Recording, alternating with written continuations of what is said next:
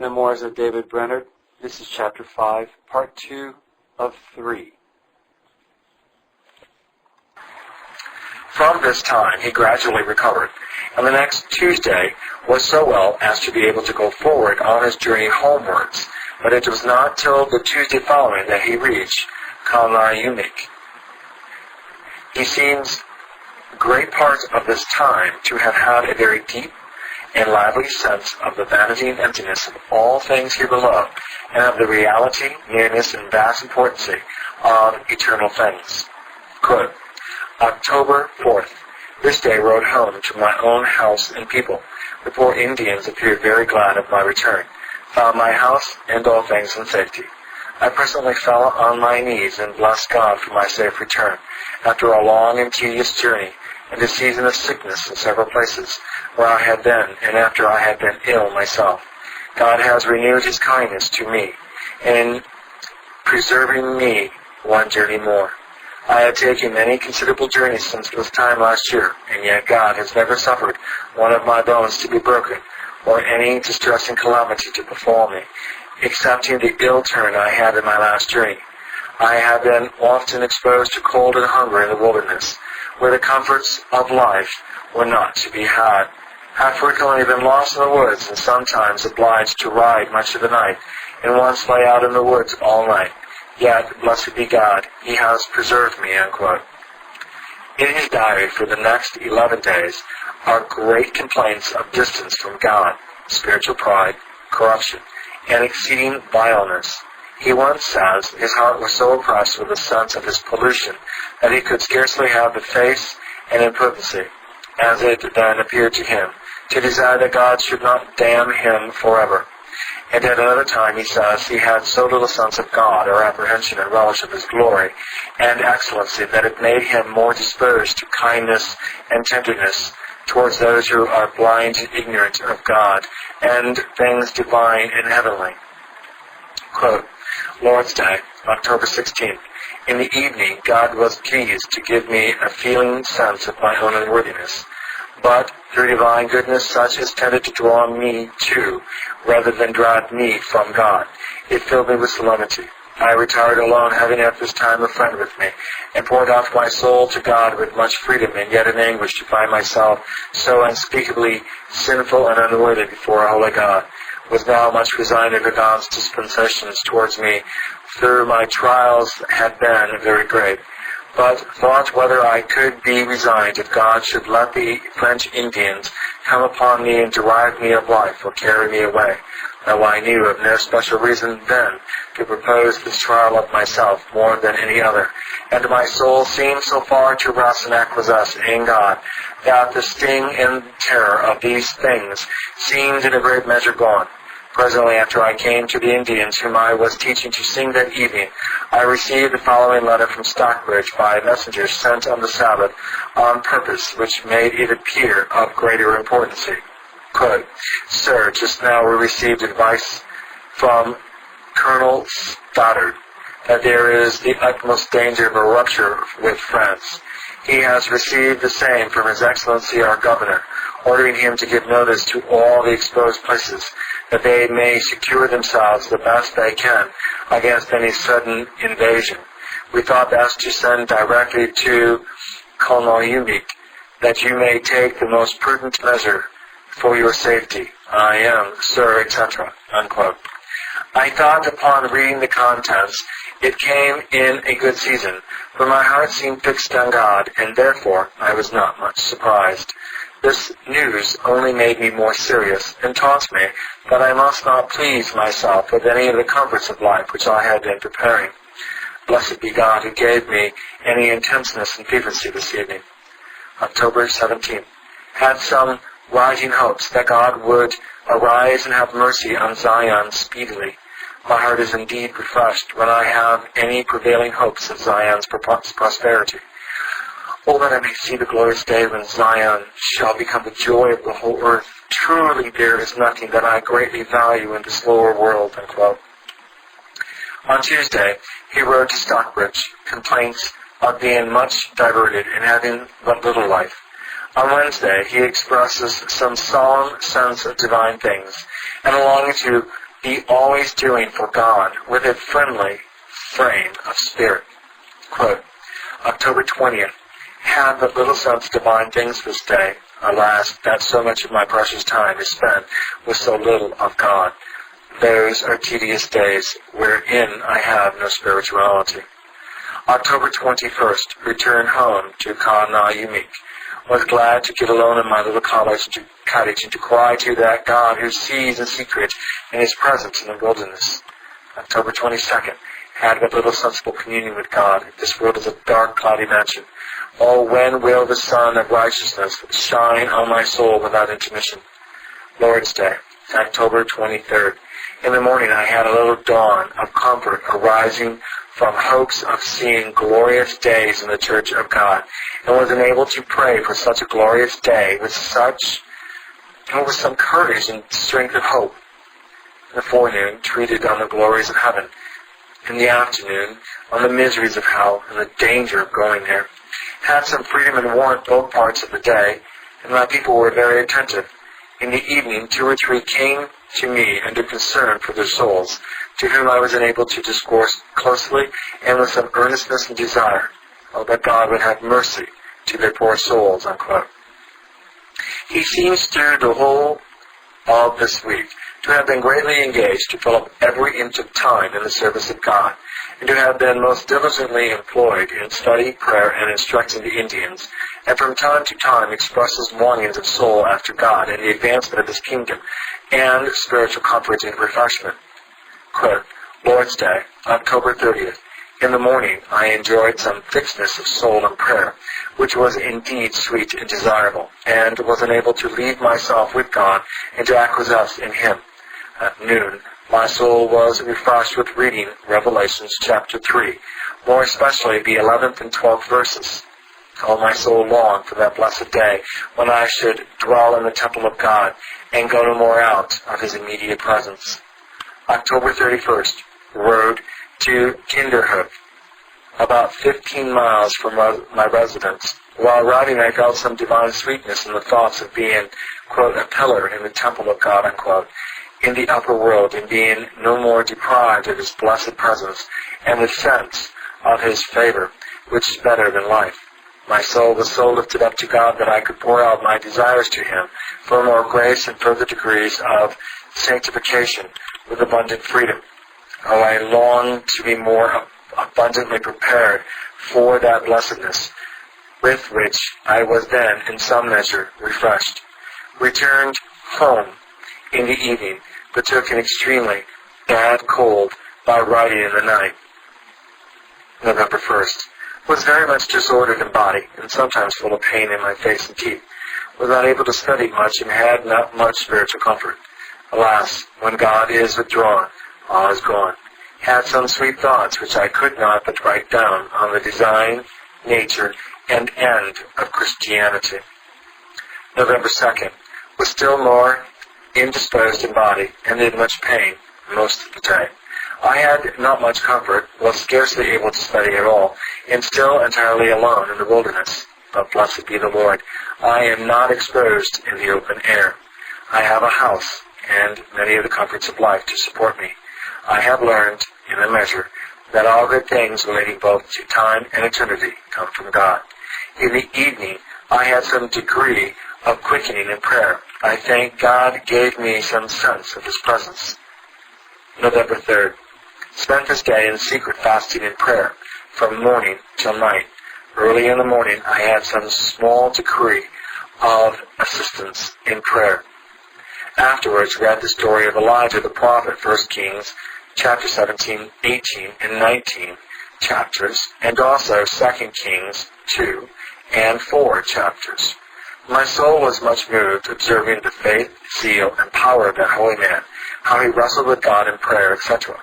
My soul then cried with Elisha, quote, where is the Lord God of Elijah, unquote. Oh, I long for more faith.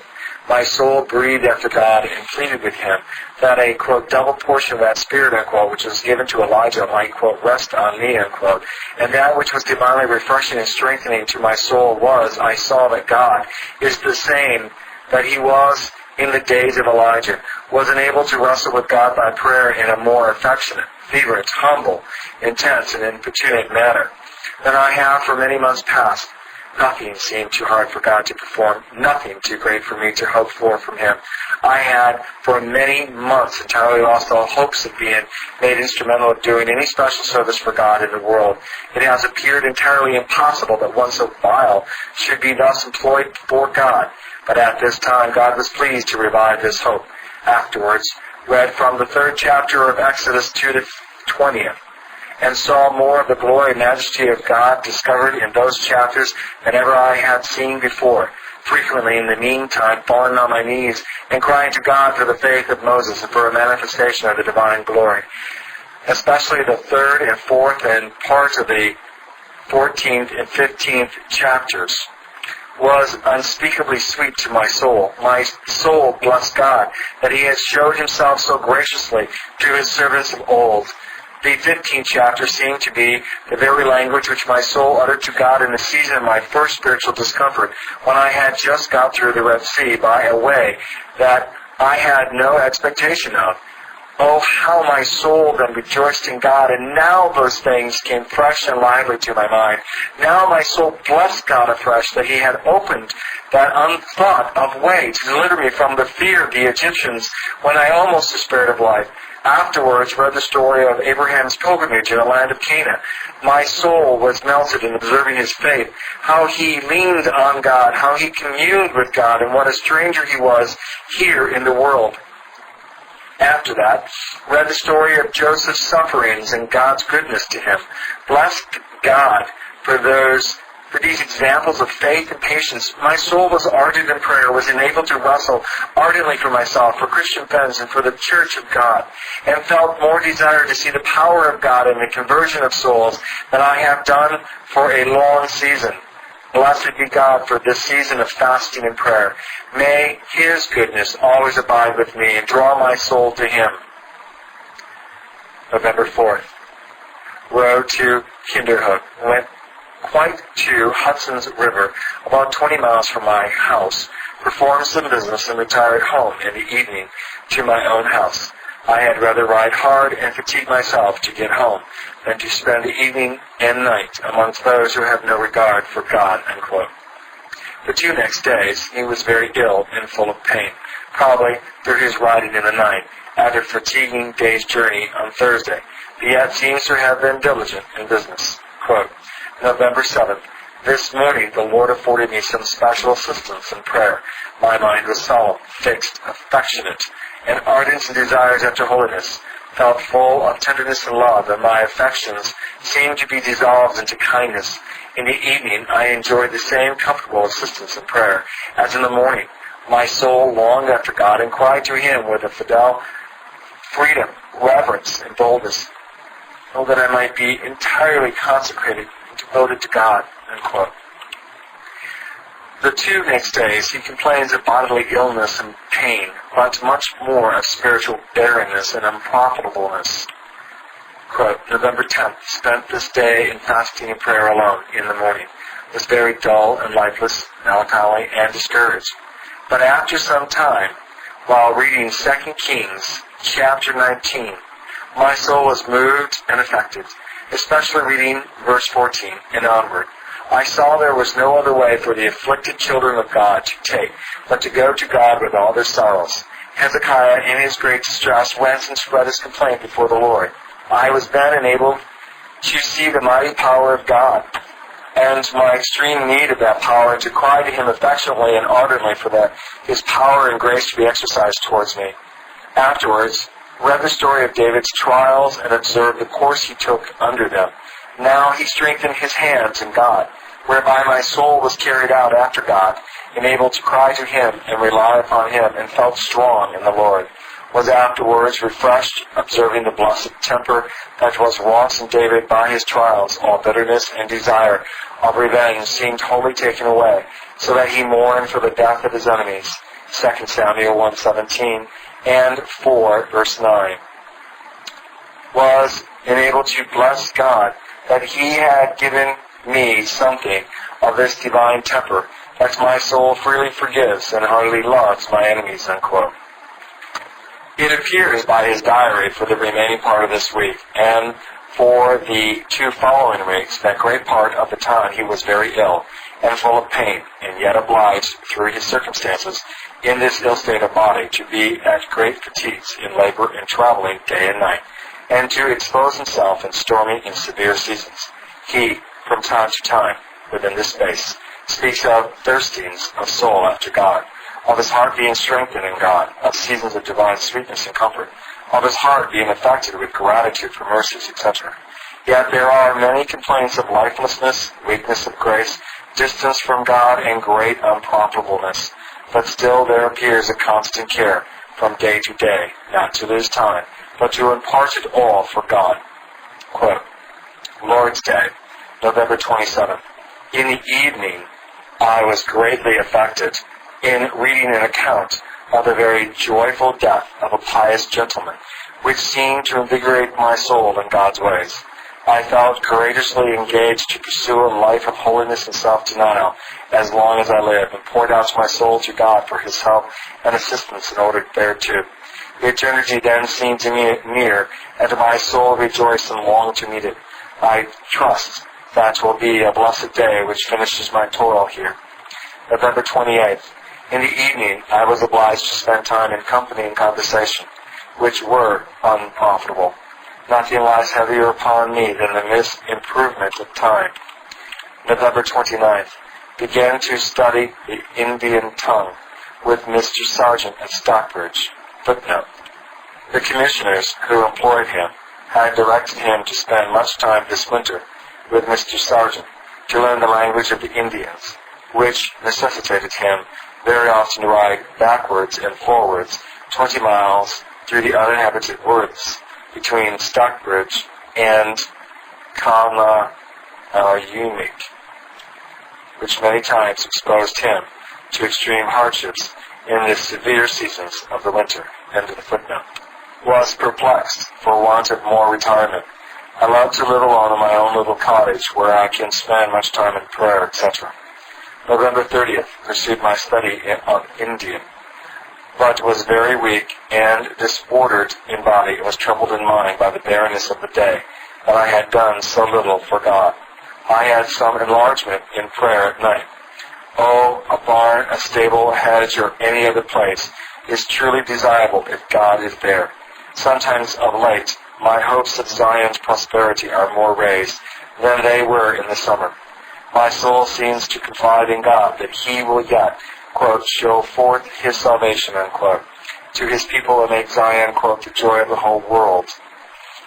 Oh, how excellent is the loving kindness of the Lord. My soul sometimes inwardly exults at the lively thoughts of what God has already done for his church, and what, quote, my eyes have seen of the salvation of God, unquote. It is sweet to hear nothing but spiritual discourse from God's children and sinners, quote, inquiring the way to Zion, unquote, saying, quote, what shall we do, unquote, etc. All that I may see more of this blessed work. December 1st. Both morning and evening I enjoy some intenseness of soul and prayer, and long for the enlargement of Christ's kingdom in the world. My soul seems of late to wait on God for his blessing on Zion. Oh, that religion might powerfully revive. December 2nd. Enjoyed not so much health of body or fever of mind as yesterday.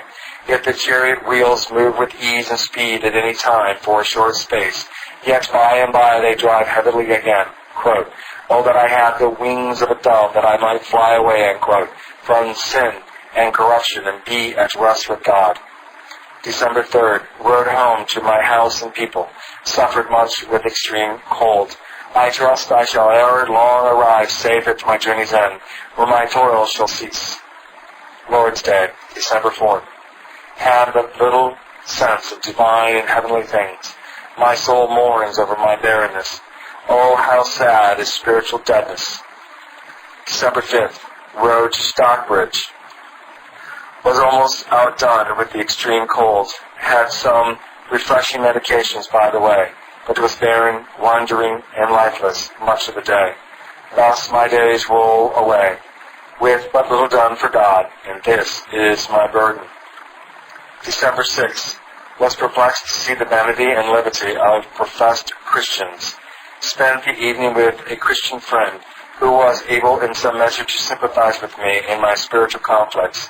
Was a little refreshed to find one with whom I could converse of inward trials, etc. December 7th. Spent the evening in perplexity with a kind of guilty indolency. When I have no heart or resolution for God and the duties incumbent on me, I feel guilty of negligence and misimprovement of time. Certainly I am to be engaged in my work and business to the utmost extent of my strength and ability. December 8th. My mind was much distracted with different affections. I seemed to be at an amazing distance from God and looking round in the world to see if there was not some happiness to be derived from it. God and certain objects in the world seemed each to invite my heart and affections, and my soul seemed to be distance between them. I had not been so much beset with the world for a long time, that with relation to some particular objects to which I thought myself most dead. But even while I was desired to please myself with anything below, guilt, sorrow, and perplexity attended the first motions of desire. Indeed, I cannot see the appearance of pleasure and happiness in the world as I used to do, and blessed be God for any habitual deadness to the world. I found no peace or deliverance from this distraction and perplexity of mind till I found access to the throne of grace, and as soon as I had any sense of God and things divine, the allurements of the world vanished, and my heart was determined for God. But my soul mourned over my folly that I should desire any pleasure, but only in God. God forgive my spiritual idolatry, unquote. The next 13 days, he appears to have been continually in deep concern about the improvement of precious time. And there are many expressions of grief that he improved time no better, such as, quote, "Oh, what misery do I feel when my thoughts rove after vanity. I should be happy if always engaged for God, O wretched man that I am," unquote, etc. Speaks of his being pained with a sense of his barrenness, perplexed with his wonderings, longings for deliverance from sin, mourning that time passed away, and so little was done for God, etc.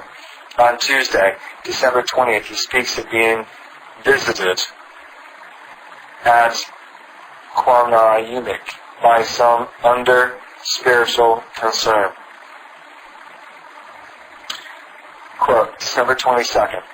Spent this day alone in fasting and prayer, reading in God's Word, the exercises and deliverances of His children. Had, I trust, some exercise of faith and realizing apprehension of divine power, grace, and holiness, and also the unchangeableness of God, that He is the same as when He delivered His saints of old out of great tribulation. My soul was sundry times in prayer, enlarged for God's church and people. Oh, that Zion might become the, quote, joy of the world, unquote. It is better to wait upon God with patience than to put confidence in anything in this lower world. Quote, "My soul, wait thou on the Lord, for from Him comes my salvation," unquote. December 23rd. Felt a little more courage and resolution in religion than at some other times. December 24th. Had some assistance and longing desires after sanctification in prayer this day, especially in the evening, was sensible of my own weakness and spiritual impotency. Saw plainly that I should fall into sin if God of His abundant mercy did not, quote, uphold my soul and withhold me from evil, unquote.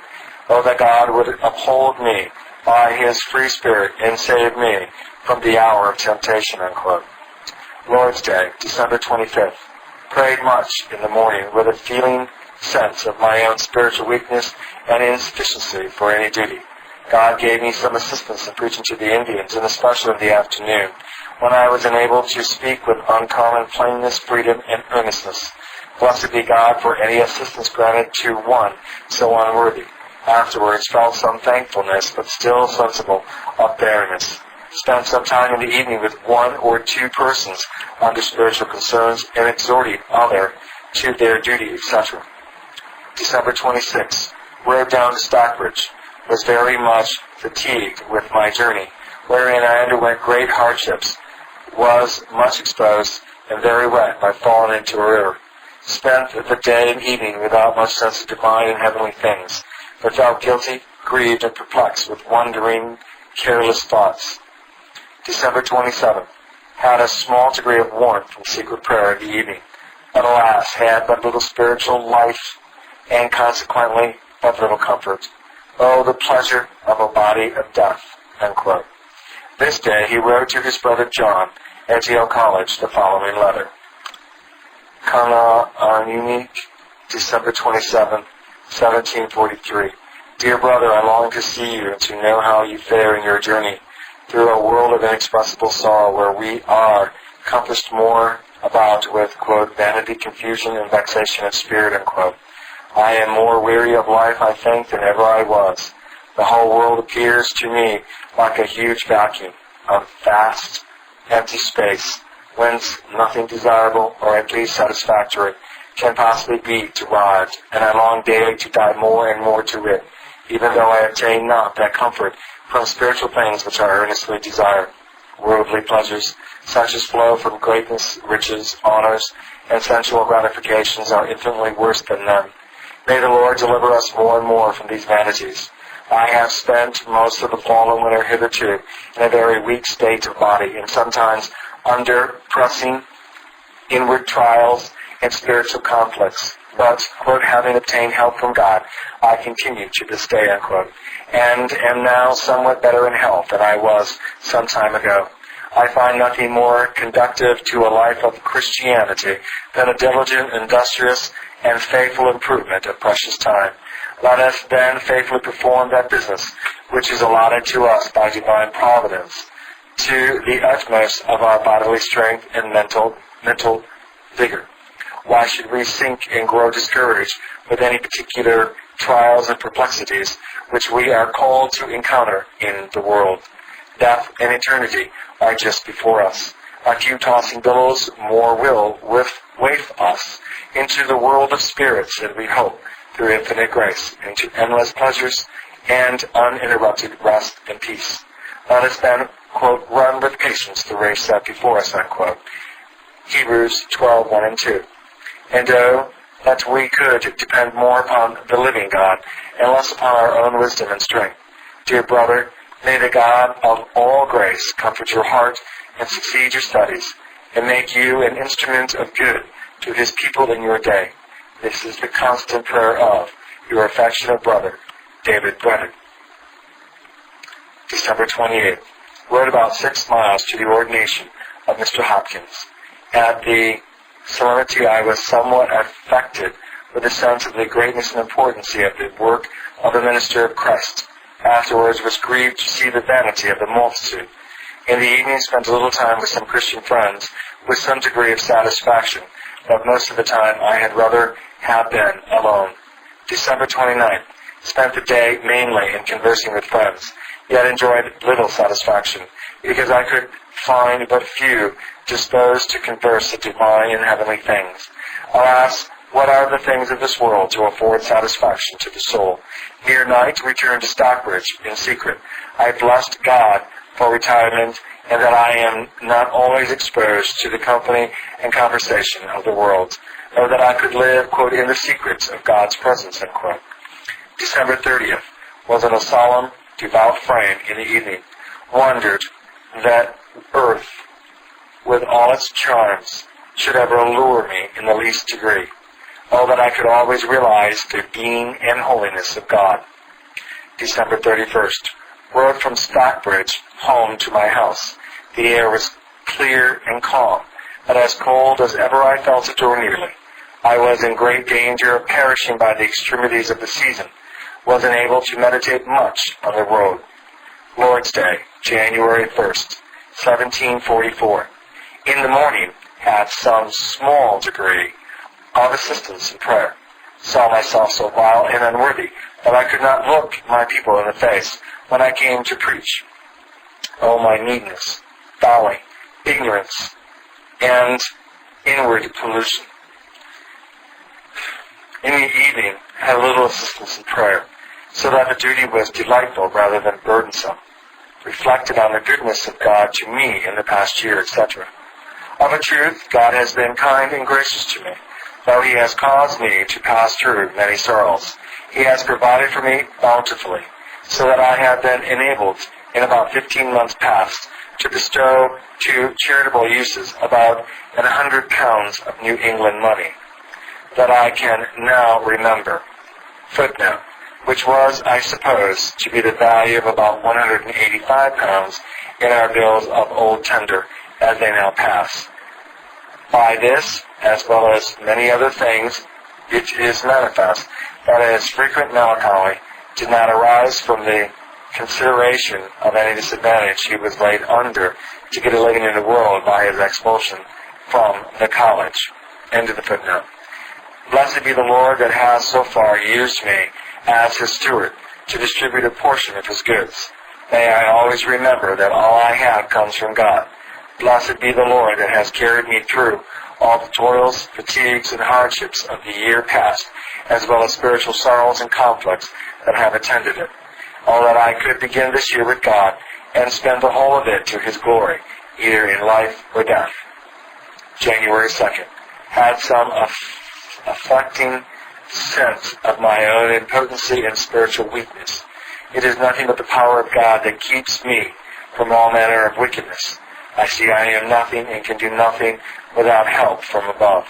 Oh, for divine grace. In the evening had some ardor of soul and prayer, and longing desires to have God for my guide and safeguard at all times. Unquote. The following letter to his brother Israel at Haddam was written this day. Hanayumi, January 2nd, 1743-4. My dear brother, there is but one thing that deserves our highest care and most ardent desires, and that is that we may answer the great end for which we were made, viz., to glorify that God, who has given us our being and all our comforts, and do all the good we possibly can to our fellow men, while we live in the world. Verily, life is not worth the having, if it be not improved for this noble end and purpose. Yet alas, how little is this thought of among mankind. Most men seem to live to themselves without much regard to the glory of God or the good of their fellow creatures. They earnestly desire and eagerly pursue after the riches, the honors, and the pleasures of life, as if they really suppose that wealth or greatness or merriment could make their immortal souls happy. But alas, what false and delusive dreams are these, and how miserable will those ere long be who are not awakened out of them to see that all their happiness consists in living to God and becoming, quote, holy as he is holy, unquote. Well, may you never fall into the tempters of vanities, the sensuality and folly of the present world. You are by divine providence left, as it were, alone in a wide world to act for yourself. Be sure then to remember that it is a world of temptation. You have no earthly parents to be the means of forming your youth to piety and virtue, neither pious examples and seasonable counsels. Let this then excite you with greater diligency and fervency to look up to the Father of mercies for grace and assistance against all the vanities of the world. If you would glorify God or answer his just expectations from you and make your own soul happy in this and the coming world, observe these few directions. Though not from a father, yet from a brother, who is touched with a tender concern for your present and future happiness. First, resolve upon and daily endeavor to practice a life of seriousness and strict sobriety. The wise man will tell you the great advantage of such a life in Ecclesiastes 7:3. Think of the life of Christ, and when you can find that he was pleased with justling and vain merriment, then you may indulge it in yourself. Again, be careful to make a good improvement of precious time. When you cease from labor, fill up your time in reading, meditation, and prayer. And while your hands are laboring, let your heart be employed as much as possible in divine thoughts. Further, take heed that you faithfully perform the business which you have to do in the world, from a regard to the commands of God, and not from an ambitious desire of being esteemed better than others. We should always look upon ourselves as God's servants, placed in God's world to do His work, and accordingly labor faithfully for Him, not with a desire to grow rich and great, but to glorify God and to do all the good we possibly can. Again, never expect any satisfaction or happiness from the world. If you hope for happiness in the world, hope for it from God and not from the world. Do not think you shall be more happy if you live to such or such a state of life, if you live to be yourself, to be settled in the world, or if you should gain an estate in it. But look upon it that you shall then be happy when you can be constantly employed for God and not for yourself, and desire to live in this world only to do and suffer what God allots to you. When you can be of the spirit and temper of angels, who are willing to come down into this lower world to perform what God commands them, though their desires are heavenly, and not in the least set on earthly things, then you will be of that temper which you ought to have. Colossians chapter 3, verse 2. Once more, never think that you can live to God by your own power or strength, but always look to and rely on Him for assistance, yea, for all strength and grace. There is no greater truth than this, that, quote, we can do nothing of ourselves, unquote, John 15, verse 5, and 2 Corinthians 3, verse 5. Yet nothing but our own experience can effectually teach it us. Indeed, we are a long time in learning that all our strength and salvation is in God. This is a life which I think no unconverted man can possibly live, and yet it is a life which every godly soul is pressing after in some good measure. Let it then be your great concern thus to devote yourself and your all to God. I long to see you that I may say much more to you than I now can, for your benefit and welfare. But I desire to commit you to and leave you with the Father of mercies and the God of all grace, praying that you may be directed safely through an evil world to God's heavenly kingdom. I am affectionately yours, loving brother, David Brainerd. Quote, January 3rd. Was employed much of the day in writing and spent some time in other necessary employment. But my time passes away so swiftly that I am astonished when I reflect on it and see how little I do. My state of solitude does not make the hours hang heavy upon my hands. Oh, what reason of thankfulness have I on account of this retirement? I find that I do not, and it seems I cannot lead a Christian life when I am abroad and cannot spend time in devotion, Christian conversation, and serious meditation, as I should do.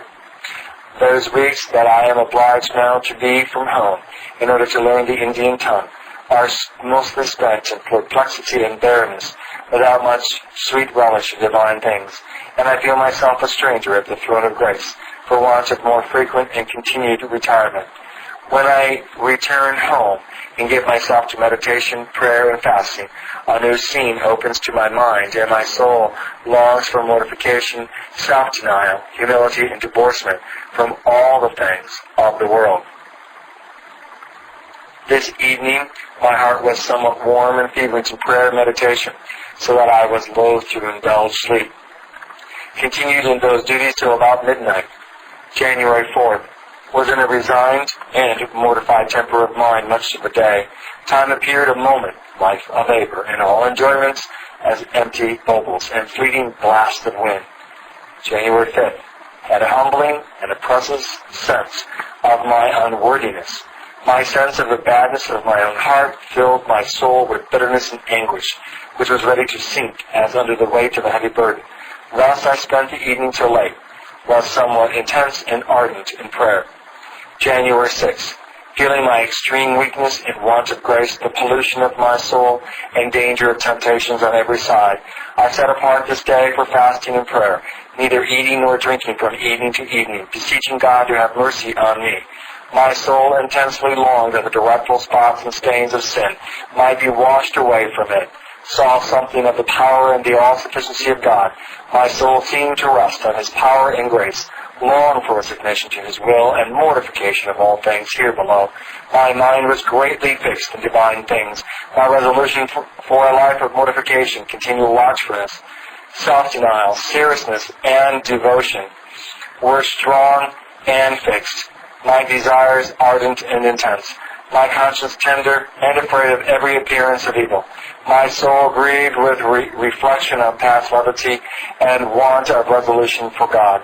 I solemnly renewed my dedication of myself to God and longed for grace to enable me always to keep covenant with Him.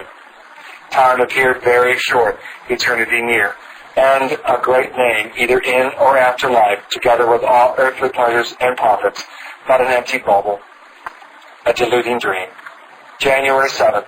Spent this day in seriousness with steadfast resolution for God and a life of mortification.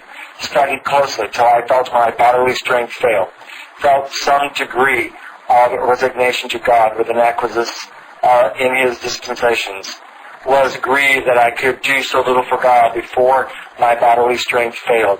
In the evening, though tired, was unable to continue instant in prayer for some time. Spent the time in reading, meditation, and prayer, till the evening was far spent. Was grieved to think that I could not watch unto prayer the whole night. But blessed be God, heaven is a place of continual and incessant devotion, though the earth is dull, unquote.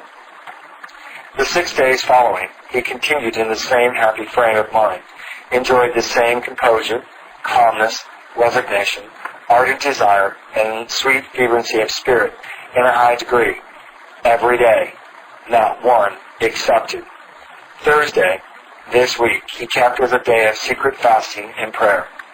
January 14th, this morning, enjoyed a most solemn season in prayer. My soul seemed enlarged and assisted to pour out itself to God for grace and for every blessing I wanted for myself, my dear Christian friends, and for the Church of God, and was so enabled to see Him who is invisible that my soul rested upon Him for the performance of everything I asked agreeable to His will. It was then my happiness to continue instant in prayer, and I was enabled to continue in it for near an hour. My soul was then strong in the Lord, and in the power of His might, longed exceedingly for angelistic holiness and purity, and to have all my thoughts, at all times, employed in divine and heavenly things. Oh, how unspeakably blessed it is to feel a measure of that vicissitude in which we were at first created, felt the same divine assistance in prayer 100 times in the day.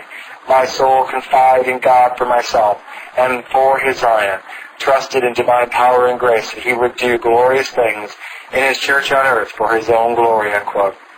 The next day, he speaks of some glimpses which he had of the divine glories and of his being enabled to maintain his resolutions in some measure, but complains that he could not draw near to God.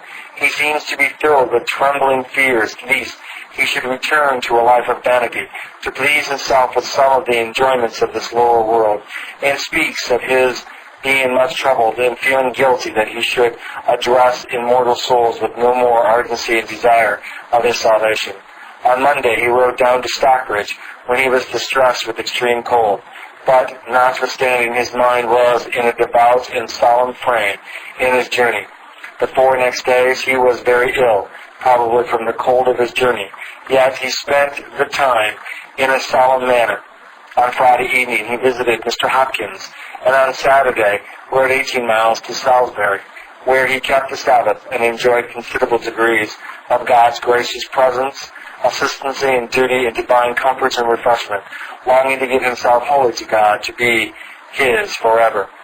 January 23rd, quote, I think I never felt more resigned to God, nor so dead to the world in every respect as now, was dead to all desire of reputation and greatness, either in life or after death. All I longed for was to be holy, humble, crucified to the world, etc. January 24th, near noon, rode over to Kena. In the evening, I was unexpectedly visited by a considerable number of people, with whom I was enabled to converse profitably on divine things. Took pains to describe the differences between a regular and irregular self-love, the one consisting with a supreme love to God, but the other not. The former uniting God's glory and the soul's happiness, that they become one common interest, but the latter disjoining and separating God's glory and man's happiness, seeking the latter with the neglect of the former. Illustrated this by that genuine love that is founded between the sexes, which is diverse from that which is wrought up towards a person only by rational argument or hope of self-interest. Love is a pleasing passion. It affords pleasure to the mind where it is, but yet genuine love is not, nor can be placed on any object with that design of pleasure itself." Unquote.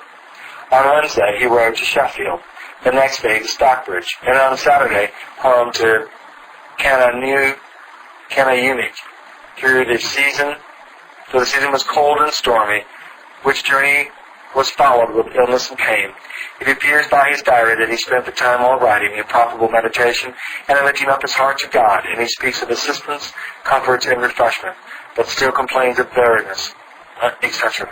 His diary for the 5 next days is full of the most heavy, bitter complaints, and he expresses himself as full of shame and self-loathing for his lifeless temper of mind and sluggardness of spirit, and as being in perplexity and extremity, and appearing to himself unspeakably vile and guilty before God, on account of some inward workings of corruptness he found in his heart, etc. February 2nd, spent this day in fasting and prayer, seeking the presence and assistance of God, that he would enable me to overcome all my corruptions and spiritual enemies. February 3rd, enjoyed more freedom and comfort than of late. Was engaged in meditation upon the different whispers of the various powers and affections of the pious mind, exercised with a great variety of dispensations, and could but write as well as meditate on so entertaining a subject. I thought the Lord gave me some true sense of divine things this day, but alas, how great and pressing are the remains of indwelling corruption.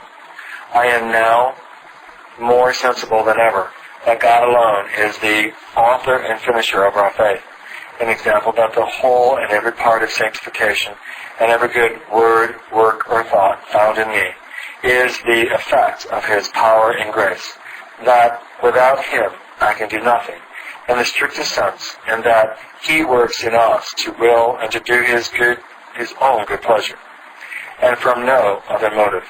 Oh, how amazing it is that people can talk so much about men's power and goodness, when if God did not hold us back every moment, we should be devils incarnate. This my bitter experience for several days last past has abundantly taught me concerning myself." Unquote. The writing here referred to was the following.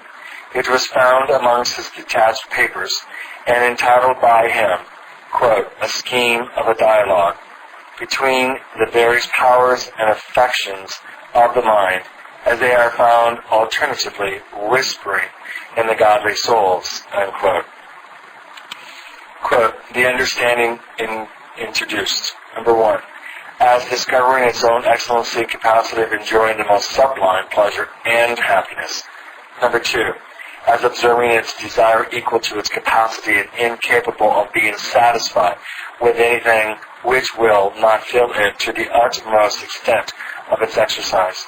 Number 3, as following itself a dependent thing, not self-sufficient and consequently unable to spin happiness, as the spider spins its web, out of its own bowls. This self-sufficiency observed to be the property and prerogative of God alone, and not belonging to any created being. Number 4, as in vain seeking sublime pleasure, satisfaction, and happiness adequate to its nature amongst created beings, the search and knowledge of the truth in the natural world allowed indeed to be refreshed to the mind, but still failing to afford complete happiness. Number 5, as discovering the excellency and glory of God, that he is the fountain of goodness and wellspring of happiness in every way fit to answer the enlarged desires and cravings of our immortal souls. 2, the will introduced as necessarily, yet freely choosing this God for its supreme happiness and only portion, slowly complying with the understanding's dictates, acquiescing in God as the best good, in his will as the best rule for intelligent creatures, rejoicing that God is in every respect just what he is, and withal choosing and delighting to be a dependent creature, always subject to this God, not aspiring after self-sufficiency and supremacy, but acquiescing in the contrary. 3. Ardent love, introduced as passionately longing to please and glorify the divine being, to be in every respect conformed to him, and in that way to enjoin him. This love or desire represented as most genuine, not induced by mean and mercenary views, not primarily springing from selfish hopes of salvation, whereby the divine glories would be sacrificed to the idol self, not arising from a slavish fear of divine anger in case of neglect, nor yet from hopes of feeling the sweetness of that tender and pleasant passion of love in one's own breast, but from a just esteem of the beauteous object beloved. This love further represented as attended with vehement longings after the enjoyment of its object, but unable to find by what means. 4. The understanding, again introduced as informing. 1. How God might have been enjoyed, yet how he must necessarily have been enjoyed, had not man sinned against him, that as there was knowledge, likeness, and love, so there must needs be enjoyment, while there is no impediment. 2. How he may be enjoyed in some measure now, these by the same knowledge, begetting likeness and love, which will be answered with returns of love and the smiles of God's countenance, which are better than life. 3. How God may be perfectly enjoyed, these by the soul's perfect freedom from sin. This perfect freedom never obtained till death, and then not by any unaccountable means, or in any unheard of manner, but the same by which it has obtained some likeness to and fruition of God in this world, viz. A clear manifestation of him. 5. Holy desire appears and inquires why the soul may not be perfectly holy and so perfect in the enjoyment of God here, and expresses most insatiable thirstings after such a temper and such fruition and most consummate blessedness. 6. Understanding again appears and informs that God designs that those whom he sanctifies in part here and intends for immortal glory shall tarry a while in this present evil world, that their own experience of temptation, etc., may teach them how great the deliverance is, which God has wrought for them, that they may be swallowed up in thankfulness and admiration to eternity, as also that they may be instrumental of doing good to their fellow men. Now, if they were perfectly holy, etc., a world of sin would not be a fit habitation for them. And further, such manifestations of God as are necessary completely to sanctify the soul would be insupportable to the body, so that we cannot see God and live. 7. Holy impatiency. Footnote. That is, more properly, impatience in a holy soul, and in reference to a holy end. But impatience itself is not holy, except we take the term in a less proper sense, as our author evidently does. End of the footnote. It is next introduced, complaining of the sins and sorrows of life, and almost repenting at the distance of a state of perfection, uneasy to see and feel the hours hang so dull and heavy, and almost concluding that the temptations, hardnesses, disappointments, imperfections, and tedious employments of life will never come to a happy period. 8. Tender conscience comes in and meekly reproves the complaints of impatiency, urging how careful and watchful we ought to be, lest we should offend the divine being with complaints, alleging also the fitness of our waiting patiently upon God for all we want, and that in a way of doing and suffering, and at the same time mentioning the barrenness of the soul, how much precious time is misimproved, and how little it has enjoyed of God compared with what it might have done, as also suggesting how frequently impatient complaints spring from nothing better than self-love, want of resignation, and a greater reverency of the divine being. 9. Judgment or sound mind next appears and duly weighs the complaints of impatiency and the gentle admonitions of tender conscience, and impartially determines between them.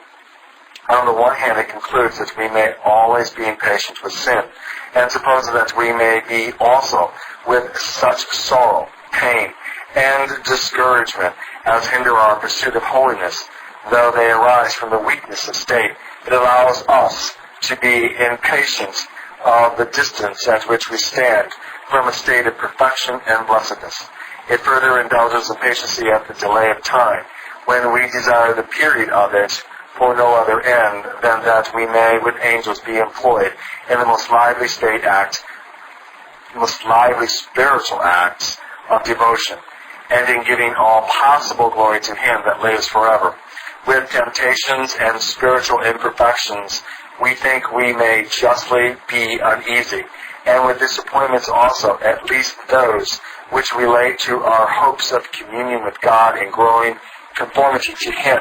As to the tedious employments and hardships of life, it supposes some longings for the end of them not inconsistent with a spirit of faithfulness and a cheerful disposition to perform the one and endure the other.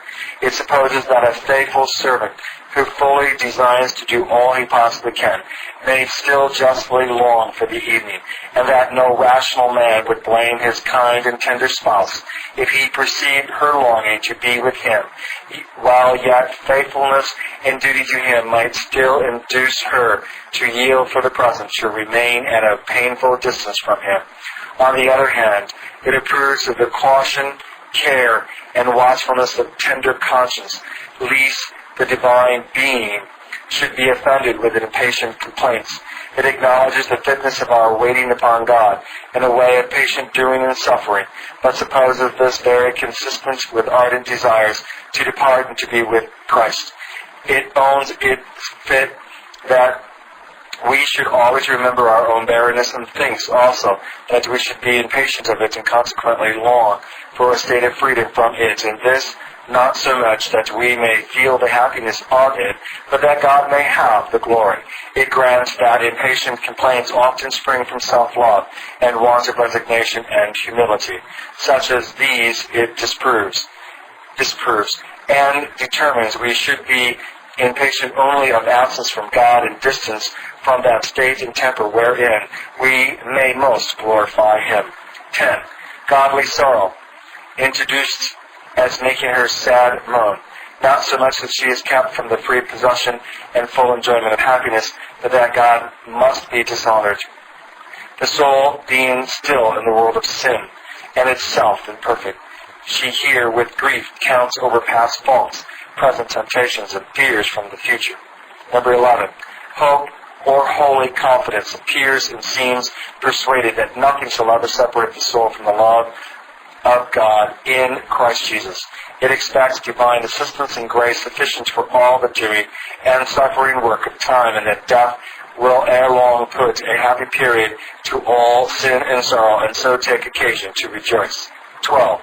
Godly fear or holy jealousy here steps in and suggests some timorous apprehensions of the danger of deception, mentions the deceitfulness of the heart, the great influence of irregular self-love in a fallen creature, inquires whether itself is not likely to have fallen in with delusion, since the mind is so dark and so little of God appears to the soul, inquiries whether all its hopes of persevering grace may not be presumption, and whether its confident expectations of meeting death as a friend may not issue in disappointment.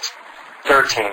Here upon reflection appears and reminds the person of his past experiences as to the preparatory work of conviction and humiliation, the view he then had of the impossibility of salvation from himself or any created arm, the manifestation he has likewise had of the glory of God in Jesus Christ, how he then admired that glory and cherished that God for his own portion, because of the excellency and admirableness he discovered in him, not from slavish fear of being damned if he did not, nor from base and mercenary hopes of saving himself, but from a just esteem of that beauteous and glorious object, as also how he had from time to time rejoiced and acquiesced in God for what he is in himself, being delighted that he is infinite in holiness, justice, power, and sovereignty, as well as in mercy, goodness, and love. how he has likewise scores of times felt his soul mourn for sin, for this very reason, because it is contrary and grievous to God.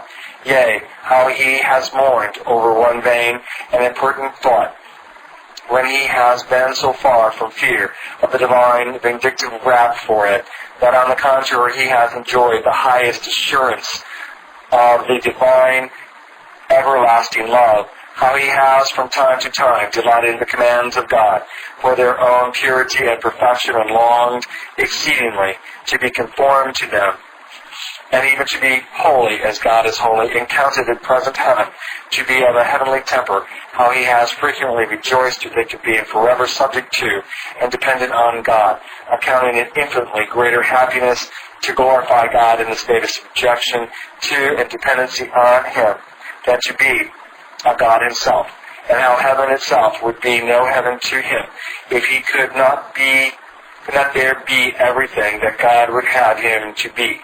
14.